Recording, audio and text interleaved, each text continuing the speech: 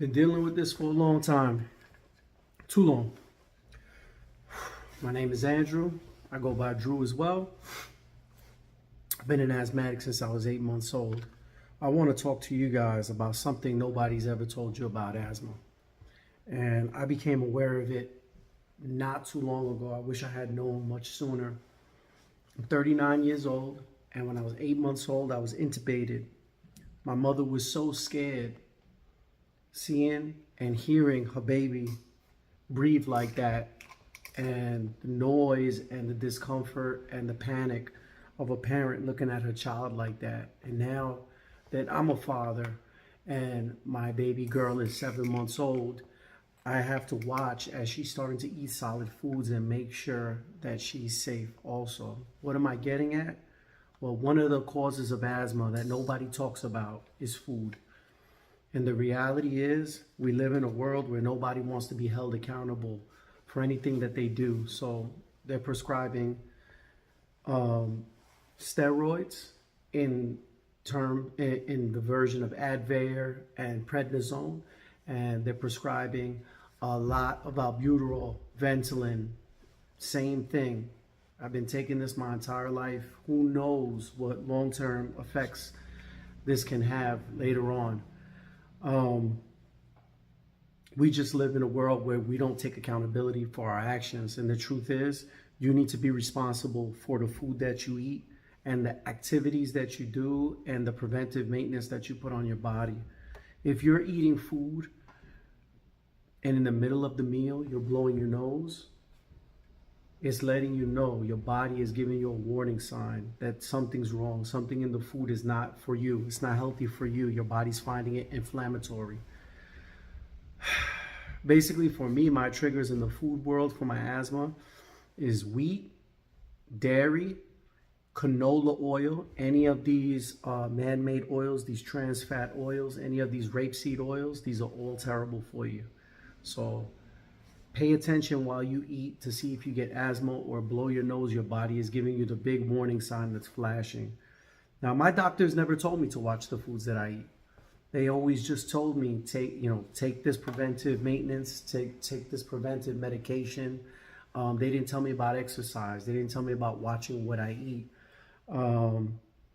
There is a delicious Chinese restaurant down the road. Unfortunately, if I eat that food and I indulge in that food, whatever oils are in there, I'm not accusing them of using any particular bad oil. I'm just letting you know that everything that's fried and whatnot, there's a high probability that it's a rapeseed oil, since it's one of the cheapest oils that restaurants get their hands on. So the inflammation that builds up in my body is so bad that if I try to work out, do cardio, run, jump rope, the next day I'm having great difficulty breathing. So brothers and sisters, I want you guys to have a high quality, long life. I don't want you guys to just live long with low quality. So I'm asking you guys and begging you guys for your own good to pay attention to what you eat and what your body tells you.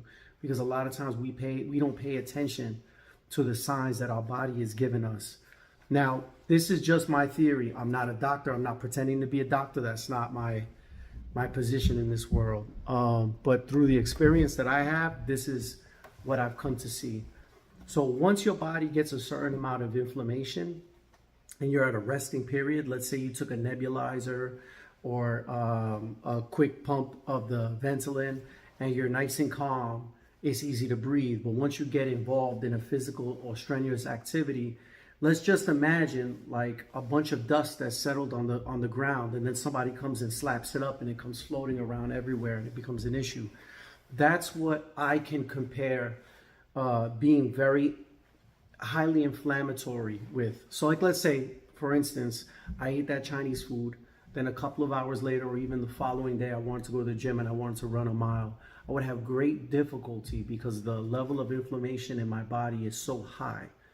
So we need to eliminate that inflammation or prevent as much of it as possible from even being there from the get-go.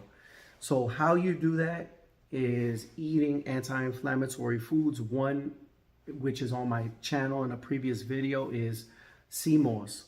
Sea moss is incredibly powerful at being an anti-inflammatory. If you're coughing up a lot of phlegm or things of that nature, or you're noticing the inflammation in your back or wherever it might be, take something like that. There's all types of different anti-inflammatory stuff that you could indeed take. But that's one thing that I would recommend. There are several others, maybe another video for those. But guys, my entire life,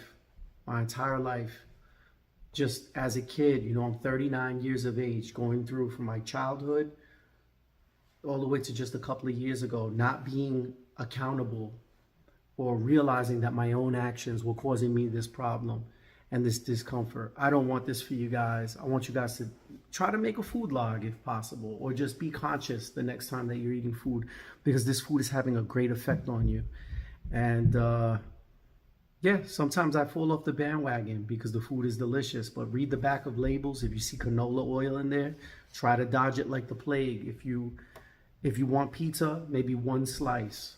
Exercise self-discipline, because our health is our responsibility, not the responsibility of pharmacology or, you know, whatever. It's not the responsibility of Burger King to watch your health. Their responsibility is to make profits for their shareholders. And they are very much like every other fast food and American chain that's out there. But yeah, going to school as a kid, I would always have a pump on me.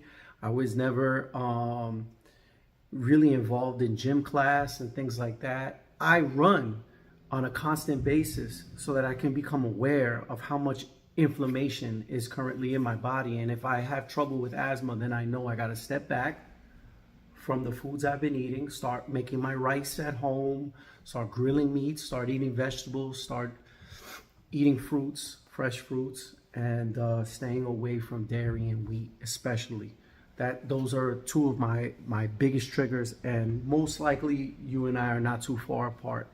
There are other triggers that are not related to food, such as animal fur, you know, like dander and cold weather, but these ones are almost out of your control if you live in the Northeast like I do, or in a cold climate. So guys, yeah, your doctor's not going to tell you. They're going to want to give you steroids, which is going to ruin your hormone levels and it's going to make you uncomfortable. It's going to give you a lot of energy at night. You won't be able to sleep. Disgusting, repetitive cycle. It messes with your mood. You don't want to mess with hormones. You don't want to mess with steroids, catabolic or anabolic. Both of them are bad news. So yeah, guys, now I'm starting to ramble. So I do apologize. I wish you guys health and happiness in 2024. But yeah, food. How many of you guys know that? How many of you guys are holding yourself responsible for what you put into your body? You know, this is a gift from God, our bodies. So let's take care of them, and let's take care of each other with the knowledge that we come to receive. All right, guys? Hey, I had a shot with the fellas at the barbershop, and that shot got me wheezy. It was a shot of coquito, and that, as we know, has a lot of milk in it, and probably condensed milk. And plenty of sugar, which brings me to my final point: sugar as well. Sugar is a big problem, especially white sugar. Just be cautious, guys. Be very cautious. There's always a healthy substitute for all the things that you like. So just take your time looking. I think vodka in the past, if I wanted to drink with my friends and stuff, it didn't give me such a bad reaction. But rum, especially milky drinks like Kahlua or Coquito, forget about it, bro. You're asking for problems. All right, my people, that's just one more quick thing that I happened to remember. Good night, guys. One last thing I want to tell you guys. Don't be disappointed that you have asthma. At the end of the day, look at the silver lining. The silver lining is this: your body is warning you that something is wrong. It's not happy with something, whether it's something you take in or something that's around you. Can you imagine the type of damage people without asthma do to themselves because their body's not warning them and they have no indication that the food that they're eating is giving them harm, that the animals that they're around may be giving them harm, that the weather is bad for them, so on and so forth. So just a small thing to consider. Maybe having asthma is not such a curse and more of a blessing and more of something to be grateful of. It keeps you walking the straight and narrow, keeping your health good by incorporating fitness and more of a strict diet. You may actually be ahead of the pack because of this. So I try to look for the sterling silver lining, and there you go. Maybe I'm wrong. I'm trying to look at things in a positive way. It's all about your mindset. Set your mind up to positive thoughts and be an optimist, and it's easier to smile during the day. It's easy to get through the hard times.